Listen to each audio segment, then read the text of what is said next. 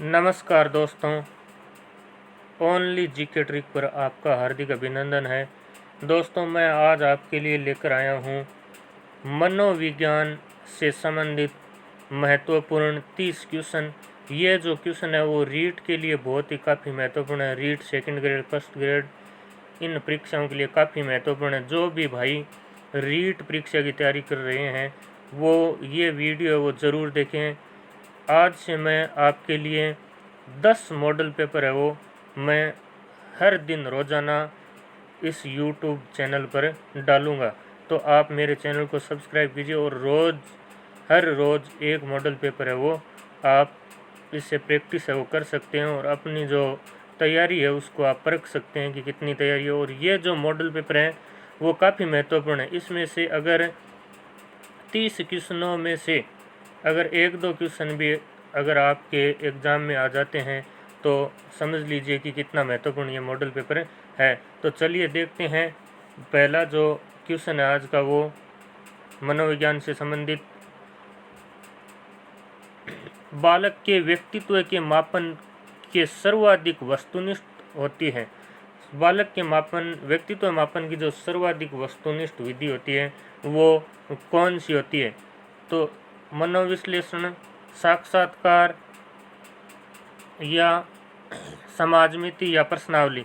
तो इसका जो राइट आंसर है वो 3 नंबर समाजमिति है। ये वस्तुनिष्ठ विधि है। इसके बाद अगला जो क्वेश्चन है 2 नंबर वो देखिए। एक प्रतिभाशाली बालक की आप सहायता कर सकते हैं। एक जो प्रतिभाशाली बालक है उसकी आप सहायता को किस प्रकार कर सकते हैं? अधिक पुस्तकें देकर या अधिक समय देकर, परामर्श देकर या अधिगम अनुभव देकर। तो इसका जो राइट आंसर हो जाएगा अधिगम अनुभव देकर। 4 नंबर है इसका राइट आंसर। अगला जो क्वेश्चन है वो देखिए। तीसरा क्वेश्चन है विकास के बारे में सही नहीं है। विकास के बारे में जो एक कथन सही नहीं है उसको आपको पहचानना है। 1 नंबर है संचयी होता है, 2 नंबर विकास जोखिम भरा होता है, 3 नंबर पूर्वानुमेय नहीं होता है, एकीकृत होता है। तो इसका जो राइट आंसर हो जाएगा 3 नंबर पूर्वानुमेय नहीं होता है। ये काफ़ी महत्वपूर्ण क्वेश्चन है, ध्यान में रखना। आगे जो क्वेश्चन है वो देखिए। 4 नंबर जो क्वेश्चन है वो है 6 से 11 वर्ष की आयु के लिए अधिगम है।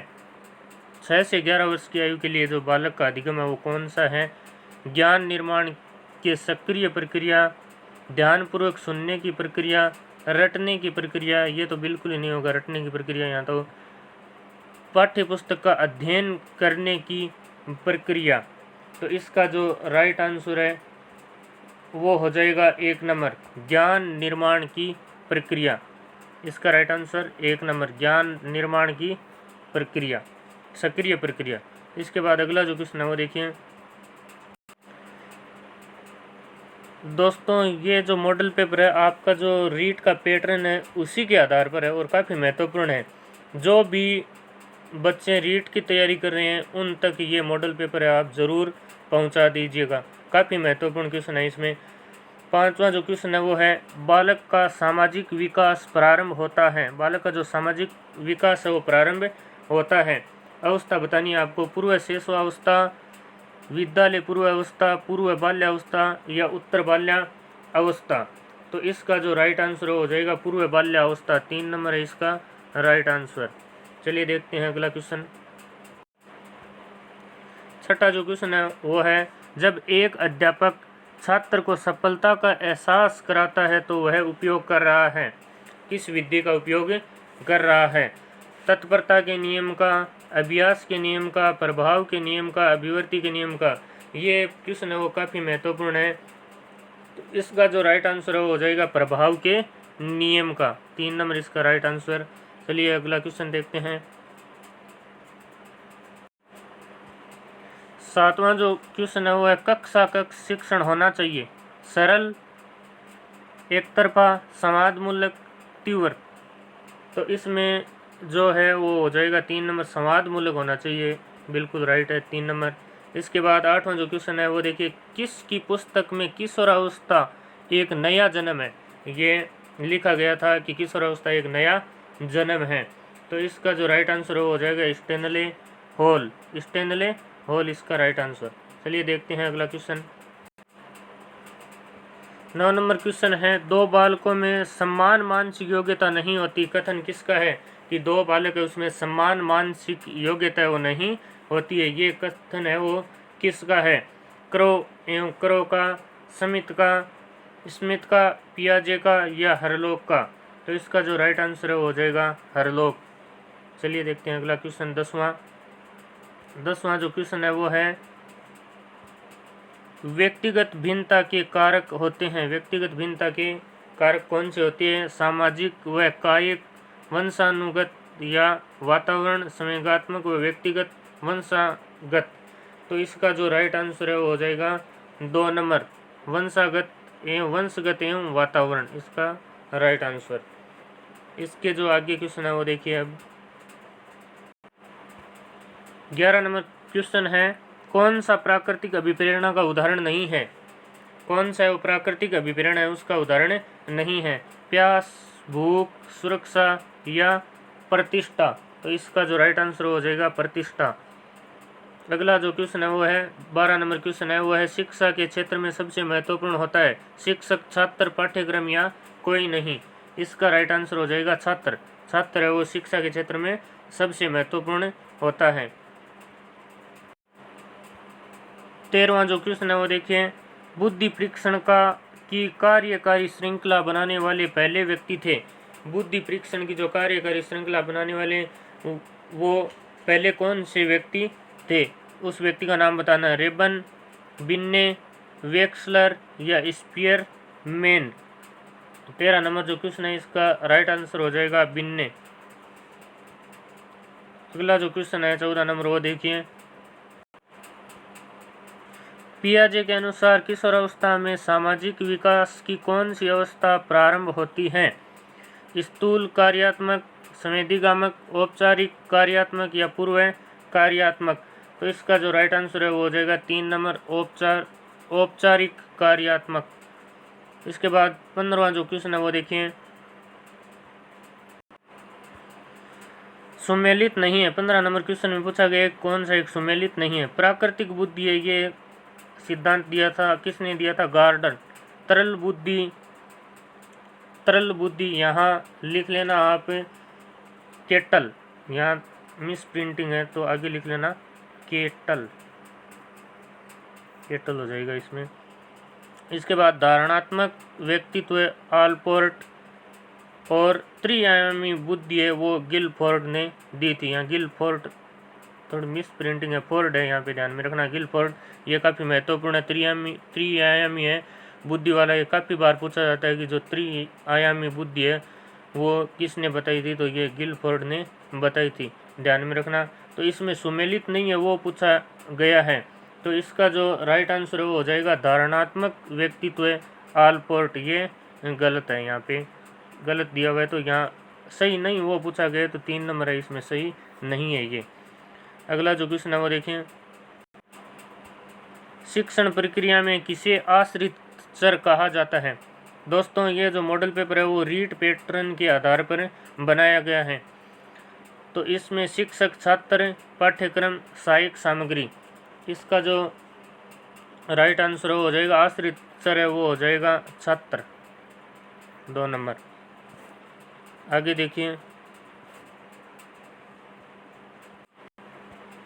17 नंबर जो क्वेश्चन है उसमें है कि सही है, कौन सा एक सही है? संज्ञानात्मक, मानचित्र, टोलमैन, संयोजनवादी, यहाँ भी मिस प्रिंटिंग है, ध्यान में रखना। संयोजनवादी के आगे लिख लेना थारनडाइक,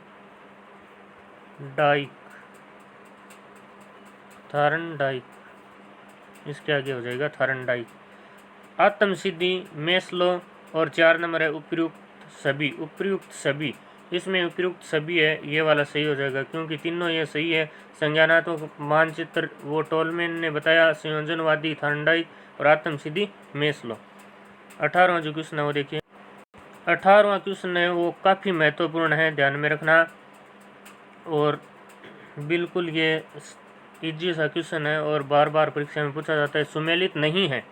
अंगूर खट्टे हैं, युक्तिकरण की प्रक्रिया है या नहीं आपको बताना है। बगुला भक्त, प्रक्षेपण, द्विस्वपन, हवाई किले बनाना, बीमारी में पलायन, रूपांतरण। तो इसमें कौन सा सुमेलित नहीं है?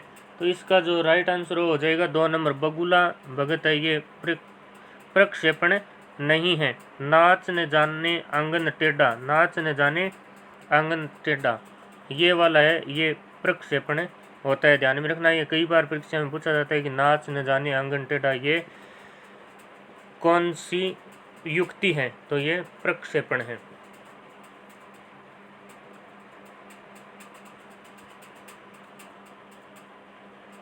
चलिए आगे देखते हैं अगला क्वेश्चन। सही नहीं है, 19 नंबर क्वेश्चन है, सही नहीं है। शतरंज खिलाड़ी, स्थानिक नर्तकी, शारीरिक गति, शिकारी प्राकृतिक वृद्धि और विक्रेता वो अंत है व्यक्ति। तो इसमें राइट आंसर हो जाएगा अंत है व्यक्ति। अगला जो क्वेश्चन है वो देखिए, व्यक्तिगत क्रियात्मक परीक्षण नहीं है, व्यक्तिगत क्रियात्मक परीक्षण नहीं है। डेटा राइट परीक्षण, आर्मी बीटा, विंटर पीटरसन परीक्षण, पास एलोग परीक्षण। तो इसका जो राइट आंसर है वो हो जाएगा आर्मी बीटा।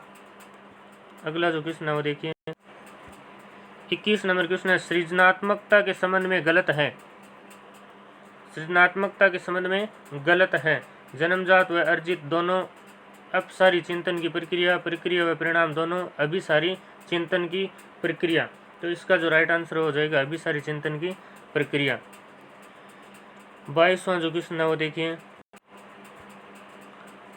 एक बालिका परीक्षा में मेहनत करती है, यह है संज्ञानात्मक योग्यता, माता पिता से प्रभावित, उच्च उपलब्धि, विप्रेरणा या उपरोक्त सभी। तो इसका जो राइट आंसर हो जाएगा उच्च उपलब्धि अभिप्रेरणा। 3 नंबर है इसका राइट आंसर। अगला जो क्वेश्चन है वो देखिए, काफ़ी महत्वपूर्ण क्वेश्चन, बार बार परीक्षा में पूछा भी गया। ये 23वां क्वेश्चन है वो है कि शिक्षा बिना बोझ के रिपोर्ट का संबंध है RTE 2009, NCF 2005, कोठारी आयोग या मुदालियर आयोग। 23 नंबर क्वेश्चन है, इसका जो राइट आंसर हो जाएगा NCF 2005। अगला जो क्वेश्चन है वो देखिए 25 नंबर क्वेश्चन है, कोठारी आयोग 24 नंबर क्वेश्चन देखिए, क्रियात्मक अनुसंधान की विशेषता है, क्रियात्मक अनुसंधान है उसकी विशेषता क्या है? विद्यालय कार्य प्रणाली का अध्ययन, अध्यापक कार्य प्रणाली का अध्ययन, न्यायाधीश कक्षा कक्ष होता है या उपरोक्त सभी। तो इसका जो राइट आंसर है वो हो जाएगा उपरोक्त सभी। अगला क्वेश्चन देखिए 25 नंबर जो क्वेश्चन है वो काफ़ी महत्वपूर्ण है, परीक्षण का जब भी प्रयोग किया जावे तब उसके परिणामों में किसी प्रकार का अंतर ना हो, समानता हो, यानी किसी भी प्रकार का अंतर न होकर बराबर मूल्यांकन करे, सही मूल्यांकन करे। वो मूल्यांकन का कौन सा प्रकार है? व्यापकता, वैधता, विभेदीकरण, विश्वसनीयता। तो 25 नंबर है इसका जो राइट आंसर है वो हो जाएगा विश्वसनीयता, 4 नंबर। चलिए अगला क्वेश्चन देखते हैं।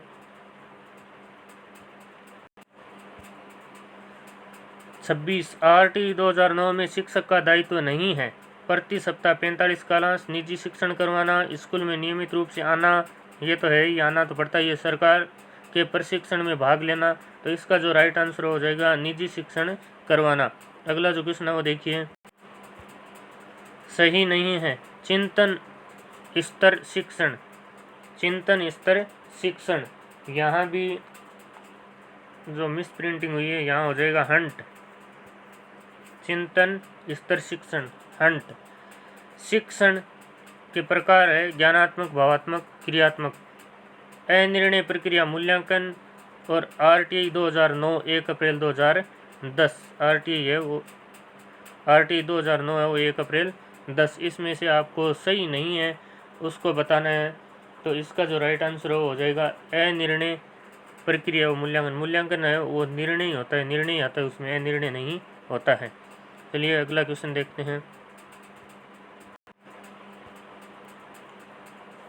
28 नंबर क्वेश्चन है वो है CCE की विशेषता नहीं है, योगात्मक मूल्यांकन, रचनात्मक आकलन, पोर्टफोलियो फाइल, पाठ्य पुस्तक विधि।